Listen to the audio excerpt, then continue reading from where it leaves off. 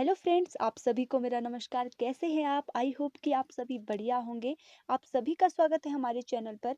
आज हम प्राचीन भारत के इतिहास में वैदिक काल का इतिहास में वीडियो का पार्ट 3 पढ़ने वाले हैं। पार्ट 1 में हमने आर्यों के बारे में पढ़ा था। पार्ट 2 में हमने वैदिक साहित्य से संबंधित चारों वेदों के बारे में डिटेल से पढ़ा था। और अब इससे आगे जो वैदिक साहित्य के अंतर्गत ब्राह्मण ग्रंथ आते हैं, आरण्यक आते हैं, और ये सारी चीजें हम इस वीडियो के पार्ट 3 में पढ़ने वाले हैं। तो चलिए शुरू करते हैं। ब्राह्मण ग्रंथ। वैदिक संहिताओं में कर्मकांड की व्याख्या के लिए ब्राह्मण ग्रंथों की रचना हुई। इनका अधिकांश भाग गद्य रूप में है। यानी कि जो वैदिक संहिताओं में जो कर्मकांड की व्याख्या के लिए जो रचना की गई है, वो उसका मुख्य रूप है ब्राह्मण ग्रंथ। यानी कि ब्राह्मण ग्रंथ में ही कर्मकांडों की व्याख्या की गई है, और जो इसका अधिकांश भाग है वो गद्य रूप में है। प्रत्येक वैदिक संहिता के लिए अलग अलग ब्राह्मण ग्रंथ है। जो प्रत्येक वैदिक संहिता है इसके लिए अलग अलग ब्राह्मण ग्रंथ हैं, जो किस प्रकार से हैं। जैसे ऋग्वेद से संबंधित ब्राह्मण ग्रंथ के लिए ऐतरेय एवं कौशितकी जो है वो ब्राह्मण ग्रंथ है। यजुर्वेद से संबंधित ब्राह्मण ग्रंथ है तैत्तरीय एवं शतपथ। सामवेद से संबंधित ब्राह्मण ग्रंथ है पंचविंश, और अथर्ववेद से संबंधित ब्राह्मण ग्रंथ है गौपथ। ब्राह्मण ग्रंथों से हमें परीक्षित के बाद तथा बिंबिसार से पूर्व की घटनाओं का ज्ञान प्राप्त होता है। जो ब्राह्मण ग्रंथ है इनसे हमें परीक्षित जो राजा थे इनके बाद की, और बिंबिसार से पूर्व की घटनाओं, पहले की घटनाओं का ज्ञान होता है। ऐतरेय ब्राह्मण में राज्याभिषेक के नियम प्राप्त होते हैं। जो ऐतरेय ब्राह्मण ग्रंथ है इससे हमें राज्याभिषेक यानी कि राजा का राज्याभिषेक कैसे होता है, तो इसके नियम प्राप्त होते हैं। शतपथ ब्राह्मण में गंधार, शल्य, कैकेय, कुरु, पांचाल, कौशल, विदेह आदि के उल्लेख प्राप्त होते हैं। तो इनके बारे में हमें इनसे जानकारी मिलती है। अब बारी आती है आरण्यक की। आरण्यक का शाब्दिक अर्थ होता है जंगल में उत्पन्न, यानी कि जिनकी रचना जंगल में की गई हो। आरण्यकों में कर्मकांड की अपेक्षा ज्ञान पक्ष को अधिक महत्व प्रदान किया गया है। यानी कि जो आरण्यक है वो ब्राह्मण ग्रंथ से इस प्रकार से थोड़ा डिफरेंट है कि जो ब्राह्मण ग्रंथ है उसमें कर्मकांडों के बारे में बताया जाता है, जबकि जो आरण्यक है इनमें कर्मकांडों की अपेक्षा इनमें जो ज्ञान पक्ष है इस पर अधिक महत्व दिया जाता है। ज्ञान पक्ष के बारे में बताया जाता है। वर्तमान में 7 आरण्यक उपलब्ध है। वर्तमान समय में जो आरण्यकों की संख्या है वो 7 है जो कि उपलब्ध है। इनमें पहला आता है ऐतरेय आरण्यक, दूसरा आता है तैत्तरीय आरण्यक, तीसरा आता है संख्यायन आरण्यक, चौथा आता है मैत्रायणी आरण्यक, पांचवा मध्यान्ह आरण्यक, छठवां तल्वकार आरण्यक, और सातवां उपनिषद। तो उपनिषदों में प्राचीनतम दार्शनिक विचारों का संग्रह है। जो उपनिषद होते हैं इनमें जो पहले के दार्शनिक थे उनकी विचारधारा के बारे में जो है उपनिषदों में है। ये विशुद्ध रूप से ज्ञान पक्ष को प्रस्तुत करते हैं। सृष्टि के रचयिता यानी कि ईश्वर के द्वारा ही सृष्टि की रचना की गई है। जीव आदि पर दार्शनिक विवेचन इन ग्रंथों में ही उपलब्ध होता है। इन उपनिषदों से ही हमें प्राप्त होता है। अपनी सर्वश्रेष्ठ शिक्षा के रूप में उपनिषद हमें यह बताते हैं कि जीवन का उद्देश्य मनुष्य की आत्मा का विश्व की आत्मा से मिलना है। जो कि सर्वश्रेष्ठ शिक्षा के रूप में जो उपनिषद हमें बताते हैं वो मेन बात यही है कि जो जीवन का उद्देश्य है वो मनुष्य की आत्मा का विश्व की आत्मा के साथ मिलन है। यानी कि मिलना ही क्या है, ये सर्वश्रेष्ठ शिक्षा के रूप में उपनिषद हमें बताते हैं। मुख्य उपनिषद है ईश, केन, कठ, प्रश्न, मुंडक, मांडुक्य, तैत्तरीय, ऐतरेय, छांदोग्य, बृहदारण्यक, श्वेताश्वर, कौशिकी। ये जो प्रमुख उपनिषद हैं जो कि काफी प्रसिद्ध हैं। तो ये सारे उपनिषद हैं। भारत का प्रसिद्ध आदर्श राष्ट्रीय वाक्य, यानी कि जो भारत का आदर्श वाक्य है जो कि है सत्यमेव जयते। सत्यमेव जयते भारत का आदर्श राष्ट्रीय वाक्य है। ये भी एक उपनिषद से लिया गया है जिस उपनिषद का नाम है मुंडकोपनिषद। उस उपनिषद का नाम है मुंडकोपनिषद। तो इस उपनिषद से भारत का राष्ट्रीय आदर्श वाक्य लिया गया है सत्यमेव जयते। अब हम पढ़ते हैं वैदिक काल का जो इतिहास था उस टाइम की सामाजिक स्थितियां कैसी थी, उन स्थितियों के बारे में जानते थे। किस प्रकार से लोगों का आपस में जो था संबंध था, ये सारी चीजें हम इसमें पढ़ने वाले हैं। ऋग्वैदिक काल में सामाजिक संगठन की न्यूनतम इकाई परिवार था। जो सबसे छोटी इकाई होती थी वो परिवार होती थी। सामाजिक संरचना का आधार सगोत्रता थी। व्यक्ति की पहचान उसके गोत्र से होती थी। यानी कि जो व्यक्ति की पहचान के लिए जो माना जाता था वो गोत्र माना जाता था। गोत्र का मतलब होता है, गो का मतलब होता है इंद्रिय और त्र का मतलब होता है रक्षा करना, यानी कि इंद्रिय आघात से रक्षा करना गोत्र का अर्थ होता है। तो यही मुख्य पहचान होती थी और ब्राह्मणों का गोत्र बहुत महत्वपूर्ण माना जाता था क्योंकि ब्राह्मण ऋषियों की संतान माने जाते थे। तो उस समय जो था व्यक्ति की पहचान गोत्र से ही होती थी।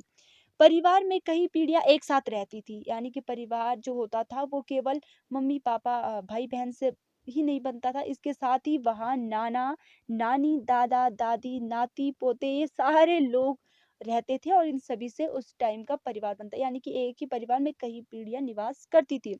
और इसके लिए नृत्य शब्द का उ उपयोग मिलता है जो कि नृत्य शब्द जो है इसका उल्लेख मिलता था जो उस समय यूज़ किया जाता था। परिवार पितृसत्तात्मक होता था, जो परिवार होता था उसमें पितृपक्ष प्रमुख होता था, प्रधान होता था। जो घर का मुखिया होता था, वो कोई पुरुष होता था। पिता के अधिकार असीमित होते थे, वह परिवार के सदस्यों को कठोर से कठोर दंड दे सकता था। यानी कि जो पिता होता था या घर का मुखिया होता था, वो उसको उसके जो अधिकार थे वो सीमित नहीं थे, असीमित थे। उसे काफ़ी अधिकार प्राप्त थे और वो परिवार के अन्य सदस्यों को कठोर से कठोर दंड दे सकता था। ऋग्वेद में एक स्थान पर ऋजाश्रव का उल्लेख है जिसे उसके पिता ने अंधा बना दिया था। ये अधिकार के कारण उसने अपने पुत्र को ही अंधा बना दिया था। ऋग्वेद में ही सुनह शेष का विवरण मिलता है जिसे उसके पिता ने बेच दिया था। अब उसके पिता ने तो उसे ही बेच दिया था अपने पुत्र को। ऋग्वेद में परिवार के लिए कुल का नहीं बल्कि गृह का प्रयोग हुआ है। जैसे कुल, खानदान इस टाइप का प्रयोग नहीं हुआ, गृह का प्रयोग किया गया है। जीवन में स्थायित्व का पुट कम था। मवेशी, रथ, दास, घोड़े आदि के दान के उदाहरण तो प्राप्त होते हैं कि मतलब लोग मवेशी, पशु दान करते थे, रथ दान करते थे, दास-दासियाँ दान करते थे, घोड़े दान करते थे, पर भूमि दान का नहीं, कि भूमि दान का कोई विवरण नहीं मिलता है। अचल संपत्ति के रूप में भूमि एवं गृह अभी स्थान नहीं बना पाए थे। ये अचल संपत्ति के रूप में इन्हें स्थान नहीं दिया गया था। समाज काफी हद तक कबीलाई और समतावादी था। समाज में महिलाओं को सम्मान पूर्व स्थान प्राप्त था। स्त्रियों की शिक्षा की व्यवस्था थी। अपाला, लोपामुद्रा, विश्ववरा, घोषा आदि नारियों के मंत्र दृष्टा होकर ऋषि पद प्राप्त करने का उल्लेख प्राप्त होता है। यानी कि जो उस समय का टाइम था, उस टाइम पे भी स्त्रियों की शिक्षा की व्यवस्था थी, स्त्रियों को भी पढ़ाया जाता था, उन्हें भी शिक्षा की व्यवस्था थी। और कुछ जो महान महिलाएं हुई विदुषियां, जिन्होंने कि ऋग्वेद के लिए भी श्लोक लिखे थे, मंत्र लिखे थे, जैसे कि अपाला, लोपामुद्रा, विश्ववरा, घोषा आदि ये नारियां जो थी, इन्हें भी ऋषि पद प्राप्त करने का इनका उल्लेख मिलता है। पुत्र की भांति पुत्री को भी उपनयन, शिक्षा एवं यज्ञादि का अधिकार था। यानी कि पुत्री के बहुत सारे संस्कार दिए जाते थे, शिक्षा दी जाती थी, उपनयन संस्कार होता था और यज्ञ आदि करने का अधिकार भी उन्हें होता था। एक पवित्र संस्कार एवं प्रथा के रूप में विवाह की स्थापना हो चुकी थी। यानी कि विवाह को भी एक पवित्र संस्कार के रूप में माना जा चुका था उस टाइम पे। बहुविवाह यद्यपि विद्यमान था परंतु एक पतिव्रत प्रथा का ही समाज में प्रचलन था। बहुविवाह यानी कि दूसरा विवाह किया जा सकता था पति की मृत्यु के पश्चात, लेकिन फिर भी जो पत्नी व्रत प्रथा थी वो समाज में प्रचलित थी। यानी कि लोग नहीं करते थे विवाह। प्रेम एवं धन के लिए विवाह होने की बात ऋग्वेद से ज्ञात होती है कि प्रेम और धन के लिए जो विवाह की बात होती है ये ऋग्वेद से ही प्राप्त होती है, उससे ही जानकारी मिलती है इसके बारे में। विवाह में कन्याओं को अपना मत रखने की छूट थी, यानी कि वो बता सकती थी कि वो किससे विवाह करना चाहती है, नहीं करना चाहती हैं। कभी कभी कन्याएं लंबी उम्र तक या आजीवन ब्रह्मचर्य का पालन करती थी, इन्हें अमाजुह कहते थे। इन्हें जो नाम दिया जाता था, जो कन्याएं लंबी उम्र तक शादी नहीं करती थी या फिर आजीवन शादी नहीं करती थी, ब्रह्मचर्य का पालन करती थी, उन्हें नाम दिया जाता था अमाजु। अमाजु नाम उन्हें दिया जाता था, उन्हें अमाजु कहा जाता था। ऋग्वेद में अंतरजातीय विवाह पर प्रतिबंध नहीं था, यानी कि अपनी जाति के अंदर ही विवाह किया जा सकता था। वयस्क होने पर विवाह संपन्न होते थे, यानी कि बाल विवाह की प्रथा नहीं थी। विवाह विच्छेद संभव था। विधवा विवाह का भी प्रचलन था, यानी कि विवाह विच्छेद भी होता था, तलाक ये सारी चीजें भी संभव थी और विधवा का विवाह भी होता था। ये प्रचलन उस टाइम पे था। कन्या की विदाई के समय उपहार एवं द्रव्य दिए जाते थे। उपहार यानी कि कई प्रकार के गिफ्ट्स दिए जाते थे। द्रव्य यानी कि धन को बोला जाता है, धन भी दिया जाता था, जिसे वहतु कहते हैं, जिसे इस टाइम पे दहेज बोलते हैं और उस टाइम पे वहतु बोला जाता था। स्त्रियां पुनर्विवाह कर सकती थी, यानी कि स्त्रियां दूसरा विवाह कर सकती थी, उन्हें छूट थी। ऋग्वेद में उल्लेख आया है कि वशिष्ठ उनके पुरोहित हुए और त्रित्सु ने उन्नति की। भरत लोगों के राजवंश का नाम त्रित्सु मालूम पड़ा और जिनमें सबसे प्रसिद्ध प्रतिनिधि दिवोदास और उनका पुत्र या पौत्र सुदास था। इनमें जो प्रसिद्ध हुए वो ये लोग थे। ऋग्वेद महत्वपूर्ण नदी तथा क्रमशः सिंधु एवं सरस्वती सर्वाधिक पवित्र नदी, एकमात्र पर्वत मुजवंत जो कि हिमाचल, प्रमुख देवता इंद्र, यज्ञ में बलि, यज्ञों में पशुओं की बलि का उल्लेख मिलता है, यानी कि जो यज्ञ होते थे उनमें पशुओं की बलि दी जाती थी। समाज पितृसत्तात्मक, वर्ण व्यवस्था नहीं, स्त्रियों की दशा बेहतर थी, यानी कि पितृसत्तात्मक ही नहीं था केवल, इसके साथ ही जो स्त्रियां थी उनकी दशा भी बेहतर थी। वो यज्ञों में भाग ले सकते थे, शिक्षा ग्रहण कर सकते थे, ये सारे अधिकार उन्हें दिए गए थे। सामाजिक स्थिति, विधवा विवाह, अंतरजातीय विवाह, पुनर्विवाह, नियोग प्रथा का प्रचलन था, पर्दा प्रथा का प्रचलन नहीं था। जो सामाजिक स्थिति थी तो विधवा विवाह हो सकता था, अंतरजातीय विवाह भी हो सकता था एक ही जाति के लोगों में, पुनर्विवाह यानी कि कोई दूसरा विवाह करना चाहता वो भी हो सकता था। ये सारी इनका प्रचलन था इन सारी प्रथाओं का, जबकि पर्दा प्रथा का प्रचलन नहीं था, यानी कि पर्दा प्रथा नहीं उस समय प्रचलन में थी। वास, अधिवास और नीवी जन आर्य लोग जनों में विभक्त थे, जिनका मुखिया राजा होता था। राजा जनता चुनती थी, यानी कि जनता के द्वारा ही राजा चुना जाता था, लोकतंत्र की तरह ही था इसमें भी। मुख्य पदाधिकारी पुरोहित, सेनानी तथा सभा वृद्धजनों की छोटी चुनी होती थी। मृत्युदंड प्रचलित था, यानी कि मृत्युदंड दिया जाता था, परंतु अधिकतर जो तौर पे है मृत्युदंड तो प्रचलित था, लेकिन अधिकतर जो दंड होता था वो शारीरिक दंड दिया जाता था, जैसे कि अग्नि परीक्षा, जल परीक्षा, संतप्त पर परीक्षा के उदाहरण भी प्राप्त होते हैं। ये परीक्षाएं होती थी, अग्नि के ऊपर से चलना पड़ता था, जल की परीक्षा, ये सारी परीक्षाएं होती थी और मृत्युदंड भी उस समय प्रचलित था। आगे आता है, ऋग्वेद में जातीय युद्ध के अनेक उदाहरण प्राप्त होते हैं, यानी कि ऋग्वेद में भी जातीय उदाहरण, एक जाति में बहुत सारे उदाहरण मिलते हैं युद्ध के। एक युद्ध में सूजियों ने तुर्वशों और उनके मित्र वृचिवतों की सेनाओं को छिन्न भिन्न कर दिया था, यानी कि अपनी ही जाति के अंतर्गत इनमें लड़ाई झगड़ा होता था। दासराज्य युद्ध में भरत जन के राजन सुदास ने 10 राजाओं के एक संघ को पराजित किया था। यह युद्ध परुष्णी यानी कि रावी नदी को बोला जाता है, इसके किनारे पे हुआ था। युद्ध का कारण यह था कि प्रारंभ में विश्वामित्र भरत जन के पुरोहित थे और विश्वामित्र की ही प्रेरणा से भरतों ने पंजाब में विशापा और सतुत्री को जीता था। इनके ही कहने पर इन्होंने उन जगहों को जीता था। ऋग्वेद में अनेक राजनीतिक संगठनों का उल्लेख मिलता है, यथा राष्ट्र, जन, विश्व एवं ग्राम। ऋग्वेद में यद्यपि राष्ट्र शब्द का उल्लेख प्राप्त होता है, यानी कि राष्ट्र शब्द का उल्लेख हुआ है ऋग्वेद में, परंतु ऐसा माना गया है कि भौगोलिक क्षेत्र विशेष पर आधारित स्थायी राज्यों का उदय अभी नहीं हुआ था, यानी कि उस टाइम पे इस तरीके से किसी राज्य का उदय नहीं हुआ था, तो राष्ट्र शब्द का उल्लेख तो हुआ था लेकिन इस तरीके से राज्य का उदय नहीं हुआ था। राष्ट्र में अनेक जन होते थे, जनों में पंचजन, अनु, द्रयु, यदु, तुर्वस एवं पुरु प्रसिद्ध थे, जो कि आर्य में हमने पढ़े थे। अन्य जन थे भारत, त्रिशु, सुंजय, त्रिवी आदि। जन संभवतः विश्व में विभक्त होते थे। विश्व एक जो था वो कैंटन या जिला जिसको बोला जाता है, के प्रधान को विश्रामपति कहा जाता था। जिस प्रकार से इस टाइम में जिला के मेन आदमी को डीएम बोला जाता है या जिलाधिकारी, तो उस टाइम पे जो जिला का प्रधान होता था उसे विश्रामपति नाम दिया जाता था। तो ये इम्पोर्टेंट है विश्रामपति।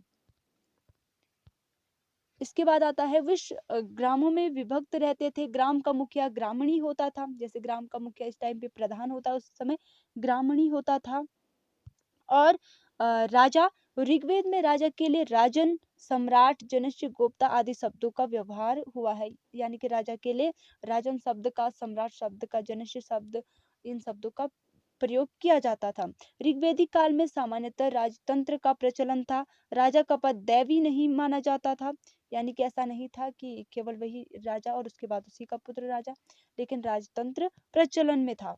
ऋग्वैदिक काल में राजा का पद आनुवंशिक होता था, जबकि ऋग्वैदिक काल में जो होता था वो राजा का पद आनुवंशिक होता था, परंतु हमें सीमित अथवा कबीलाई सभा द्वारा किए जाने वाले चुनाव के बारे में भी सूचना मिलती है कि इनके द्वारा चुनाव किए जाते थे। अभी हमने थोड़ी देर पहले पढ़ा था कि जो राजा का चुनाव होता था वो जनता करती थी, लेकिन यहाँ पे दिया गया है कि जो ऋग्वैदिक काल में था वो राजा का पद आनुवंशिक होता था, यानी कि राजा के बाद राजा का पुत्र राजा बनेगा। इसका मतलब यही हुआ। लेकिन इसकी भी सूचना मिलती है कि कबीलाई सभा या समिति द्वारा चुनाव किया जाता था और तब राजा को चुना जाता था। ऋग्वैदिक काल में राजन एक प्रकार से कबीले का मुखिया होता था। जो ऋग्वैदिक काल में जो राजन होता था, राजा होता था, वो कबीले का मुखिया होता था। राजपद पर राजा विधिवत अभिषिक्त होता था, यानी कि उसका राज्याभिषेक होता था। राजा को जनस्य गोपा यानी कि कबीले का रक्षक कहा गया है। जनस्य गोपा का अर्थ होता है कबीले का रक्षक, तो ये राजा को नाम दिया गया था। वह गोधन की रक्षा करता था, युद्ध का नेतृत्व करता था तथा कबीले की ओर से देवताओं की आराधना करता था। सभा समिति एवं गण, ऋग्वेद में हमें सभा समिति, विदत एवं गण जैसे कबीलाई परिषदों का उल्लेख मिलता है। ये सारी चीजें हमें उनके परिषदों का उल्लेख मिलता है जो कबीलाई थे। आगे आता है, लोग स्वेच्छा से अपनी संपत्ति का एक भाग राजन को उसकी सेवा के बदले दे देते। जो राजन होता था वो कबीलाइयों के द्वारा चुना जाता था, तो वो सोचते थे कि जो ये राजा होता है ये हमारी रक्षा करता है, हमारे लिए जो है वो देवताओं से प्रार्थना करता है, उनकी रक्षा करता है, गोधन की रक्षा करता है, तो उसकी सेवा के बदले वो अपनी संपत्ति का एक भाग राजन को अपनी स्वेच्छा से दे देते थे, अपनी इच्छा से। इस भेंट को बलि कहते थे। इस भेंट को जो कहा जाता था वो कहा जाता था बलि। कर वसूलने वाले किसी अधिकारी का नाम नहीं मिलता, यानी कि उस टाइम पे कोई कर वसूली का विवरण नहीं मिलता है कि कर वसूलने वाले होते थे। गोचर भूमि के अधिकारी को व्राजपति कहा जाता था, यानी कि व्राजपति नाम उनको दिया गया है जो गोचर भूमि के अधिकारी होते थे। कुलप परिवार का मुखिया होता था। जो कुलप होता था वो परिवार का मुखिया होता था, मेन होता था। ऋग्वैदिक काल में राजा नियमित सेना नहीं रखता था। युद्ध के अवसर पर सेनाएं विभिन्न कबीलों से एकत्रित की जाती थी, यानी कि जो राजा होता था उनकी सेना नहीं होती थी निश्चित की सेना में अलग से सेना नहीं रखते थे। जब युद्ध का अवसर आता था, युद्ध के टाइम में वो क्या करते थे, कबीलों को ही एकत्रित करते थे और उसी से सेना बना करके युद्ध में भाग लेते थे। युद्ध के अवसर पर जो सेना एकत्र की जाती थी उसे व्रात, गण, ग्राम और सर्द नामक विविध कबीलाई सैनिक सम्मिलित होते थे। विविध प्रकार के जो कबीलाई सैनिक थे वो सम्मिलित होते थे उसमें। ऋग्वैदिक प्रशासन मुख्यतः एक कबीलाई व्यवस्था वाला शासन था जिसमें सैनिक भावना प्रधान होती थी, यानी कि जो ऋग्वैदिक प्रशासन था उसमें जो कबीलाई व्यवस्था का शासन था जिसमें सैनिक भावना प्रधान होती थी, यानी कि जो कबीलाई थे वही सैनिकों का काम भी करते थे। नागरिक व्यवस्था अथवा प्रादेशिक प्रशासन जैसी किसी चीज का अस्तित्व नहीं था, यानी कि नागरिक व्यवस्था और किसी अथवा प्रादेशिक यानी कि प्रदेश स्तर पर या नागरिक स्तर पर कोई भी सेना का ये चीज की अस्तित्व इस चीज का नहीं था और न इस चीज की कोई व्यवस्था थी उस टाइम पे। ऋग्वेद में न्यायाधीश का उल्लेख प्राप्त नहीं होता, यानी कि कानून व्यवस्था का कोई उल्लेख नहीं मिलता है कि न्यायाधीश होते थे जो कि दंड देते थे, ऐसा कोई उल्लेख नहीं मिलता है। समाज में कई प्रकार के अपराध होते थे। अपराध कई प्रकार के होते, जैसे गायों की चोरी तो आम बात थी, गायों की चोरी होती रहती थी। इसके अतिरिक्त लेन देन के झगड़े भी होते थे, लेन देन के झगड़े भी काफी होते थे। सामाजिक परंपराओं का उल्लंघन करने पर दंड जो था दंड दिया जाता था, लेकिन न्यायाधीश का उल्लेख नहीं मिलता है। जो सामाजिक परंपराओं का उल्लंघन करता था, उन नियमों को उल्लंघन करता था, उसे दंड दिया जाता था। जैसे कि अग्नि परीक्षा, जल परीक्षा, ये हमने पढ़ा, इस प्रकार से दंड दिया जाता था और मृत्यु दंड का भी उस समय जो था प्रचलन था। लेकिन किसी भी प्रकार की कानून व्यवस्था इस प्रकार से नहीं थी जिसमें न्यायाधीश का उल्लेख हुआ हो। तो आई होप आप लोग को वीडियो पसंद आई होगी, तो वीडियो को लाइक कीजिएगा, हमारे चैनल को सब्सक्राइब कीजिएगा। अगले वीडियो में हम उनके जीवन के भौतिक स्थितियों के बारे में पढ़ेंगे, उनकी आर्थिक स्थितियों के बारे में पढ़ेंगे, वैदिक साहित्य से संबंधित वैदिक काल के इतिहास में। तो इस वीडियो में इतना ही। Thanks for watching. Thank you so much.